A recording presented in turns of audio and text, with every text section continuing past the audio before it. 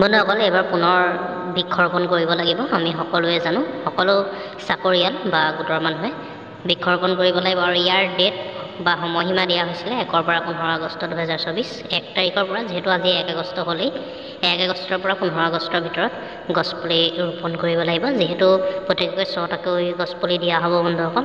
এয়া দেখিছে আপোনালোকে 3 কোটি গছপুলি ৰোপণ এইবাৰ টাৰ্গেট লোৱা হৈছে। 3 কোটি গছপুলি ৰোপণৰ অসমৰ ৰাইজৰ দ্বাৰা বাণিজ্যিকভাৱে উপযোগী 3 কোটি গছপুলি ৰোপণ 1 পৰা 15 আগষ্টত হৈছে 2024। আৰু আপলোড কৰিবলৈ হ'লে যিহেতু ফটো আপলোড কৰিব লাগিব বন্ধুসকল, ইয়াত aba.assam.gov.in অথবা অমৃত বৃক্ষ আন্দোলন নামৰ এপছ যিটো আছে বন্ধুসকল, সেই এপছটোৰ দ্বাৰা আপলোড কৰিব পাৰিব। ইয়াৰ পৰৱৰ্তী ভিডিঅ'ত মই দেখুৱাই দিম আপলোড কৰা প্ৰচেছ, কেনেকৈ ফটো মাৰিব, কেনেকৈ আপলোড কৰিব বন্ধুসকল।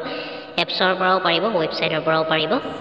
এই ঐতিহাসিক পদক্ষেপত অংশগ্ৰহণ কৰক, সকলোৱে অংশগ্ৰহণ কৰিব লাগিব। অমৃত বৃক্ষ আন্দোলন 2023ৰ সফলতা, 2023ত কিমান সফলতা হ'ল বা কেনেকুৱা সফলতা হ'ল চাওক। অসমৰ মুখ্যমন্ত্ৰী মহোদয়ে 2023 চনৰ 8 জুনত আৰম্ভ কৰা অমৃত বৃক্ষ আন্দোলনৰ প্ৰথম সংস্কৰণটোৱে ব্যাপক সফলতা লাভ কৰিবলৈ সক্ষম হৈছিল। এই সময়ছোৱাত 1.12 কোটিৰো অধিক বাণিজ্যিকভাৱে উপযোগী গছপুলি ৰোপণ কৰা হৈছিল আৰু ইয়াৰে 90%ৰো অধিক গছপুলি জীৱিত অৱস্থাত আছে। এতিয়াও জীৱিত হৈ আছে 90%ৰো অধিক গছপুলি, যিহেতু 1.12 কোটিৰো অধিক গছপুলি ৰোপণ কৰা হৈছিলে বন্ধুসকল। অমৃত বৃক্ষ আন্দোলন 2024ৰ উল্লেখযোগ্য বৈশিষ্ট্যসমূহ চাওক। অমৃত বৃক্ষ আন্দোলনৰ 2024ৰ উল্লেখযোগ্য বৈশিষ্ট্যসমূহ কেনেকুৱা ধৰণত হ'ব। অমৃত বৃক্ষ আন্দোলন 2024ৰ উল্লেখযোগ্য বৈশিষ্ট্যসমূহ কি বৈশিষ্ট্য আছে বা বৈশিষ্ট্য দিছে আপোনালোকে চাই লওক। হিতাধিকাৰীসকলৰ ভিতৰত আছে আত্মসহায়ক গোট, আশা কৰ্মী, অংগনবাদী কৰ্মী, শিক্ষা অনুষ্ঠানৰ কৰ্মচাৰী, প্ৰতিৰক্ষা অৰ্ধসামৰিক বাহিনী, গাঁওৰক্ষী বাহিনীকে ধৰি আৰক্ষী বাহিনীৰ লোক, চাহ বাগিচা শ্ৰমিক, কৰ্মচাৰী, কৃষক, FPO, FPC, বেচৰকাৰী সংস্থাৰ কৰ্মচাৰী, চৰকাৰী বিষয়া কৰ্মচাৰী আৰু পৰিৱেশ সচেতন নাগৰিক। এই সকলোৱে অমৃত বৃক্ষ আন্দোলনত অংশগ্ৰহণ কৰিব লাগিব, অৰ্থাৎ বৃক্ষৰোপণ কৰিব লাগিব।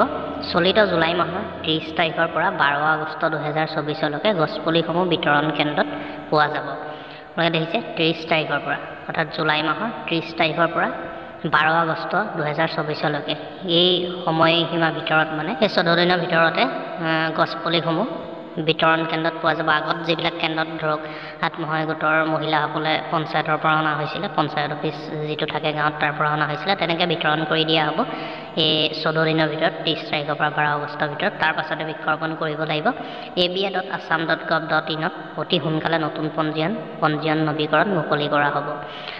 ইয়াৰ কাৰণে যিসকলে এতিয়ালৈকে ৰেজিষ্ট্ৰেশ্যন কৰা নাই, অৰ্থাৎ যিসকলে ৰেজিষ্ট্ৰেশ্যন কৰিছিলে 2023 চনত, সেইসকলে আকৌ নতুনকৈ ৰেজিষ্ট্ৰেশ্যন কৰিব লাগিব। আৰু যিসকলে ৰেজিষ্ট্ৰেশ্যন কৰা নাই নতুন, সেইসকলে ৰেজিষ্ট্ৰেশ্যন কৰিব লাগিব। যিহেতু ৰেজিষ্ট্ৰেশ্যন কৰিবলৈ কোৱা হৈছিলে, 31 জুলাই লাষ্ট ডেট আছিলে, সকলোৱে কৰিলে নিশ্চয়।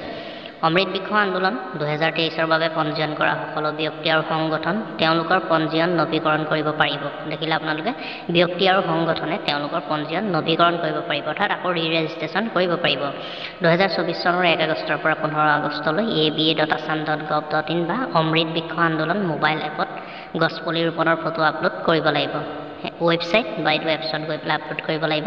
2024 চনৰ 1 আগষ্টৰ পৰা 15 আগষ্টলৈ, অৰ্থাৎ 1 পৰা 15 দিনৰ ভিতৰতে আপলোড কৰিব লাগিব। হিতাধিকাৰীসকলে গছপুলি ৰোপণৰ আলোকচিত্ৰ আপলোড কৰিবলৈ জিলাৰ নিৰ্দিষ্ট মোবাইল এপ 25 জুলাই 2024ৰ পৰা ডাউনলোড কৰিব পাৰিব। অৰ্থাৎ 25 জুলাইৰ পৰা মানে প্লে ষ্ট'ৰত এভেইলেবল হৈ থাকিব নিজৰ জিলাৰ এপছ, মোবাইল এপছ। নিজৰ জিলাৰ এইবাৰ মোবাইল এপছ দিয়া হৈছে বন্ধুসকল। নতুন পঞ্জীয়ন নৱীকৰণ অহা 31 জুলাই 2024লৈকে খোলা থাকিব। নতুন পঞ্জীয়ন বা যিসকলে ৰেজিষ্ট্ৰেশ্যন কৰিব 31 জুলাই লাষ্ট ডেট আছিলে 2024ৰ, সকলোৱে কৰিলে। গতিকে বন্ধুসকল আপোনালোকে গম পালে উল্লেখযোগ্য বৈশিষ্ট্যসমূহ আৰু কেনেকৈ আপলোড কৰিব লাগিব, কিহত গৈ আপলোড কৰিব লাগিব, ৱেবছাইট বা এপছত। ইয়াৰ পৰৱৰ্তী ভিডিঅ'ত মই দেখাই দিম A to Z প্ৰচেছ, আপোনালোকে কেনেকৈ ফটো মাৰি কেনেকৈ আপলোড কৰিব। গতিকে ভিডিঅ'টো ইমানটোৱে আছিলে বন্ধুসকল, ইমানেই আপোনালোকক জনাবলগীয়া আছিলে। আপোনালোকে নিজৰ য'ত বিতৰণ কেন্দ্ৰসমূহ আছে আপোনালোকৰ আগত য'ৰ পৰা পুলি লৈছিলে, সংগ্ৰহ কৰিছিলে, তাত আপোনালোকে নিশ্চয় খবৰ কৰিব, আপোনালোকৰ পুলি তাত পাই যাব নিশ্চয়। গতিকে ভিডিঅ'টো ইমানেই আছিলে। ভিডিঅ'টো লাইক কৰিব, ভিডিঅ'টো শ্বেয়াৰ কৰিব আৰু এনেকুৱা ধৰণৰ আপডেটবোৰ পাই থাকিবলৈ আমাৰ চেনেলৰ জৰিয়তে বিভিন্ন ধৰণৰ আপডেটসমূহ দি থাকোঁ বন্ধুসকল। তাৰ কাৰণে আমাৰ চেনেলটো খালি ছাবস্ক্ৰাইব কৰি ল'ব, ছাবস্ক্ৰাইব কৰিবলৈ পাহৰি নাযাব। ধন্যবাদ।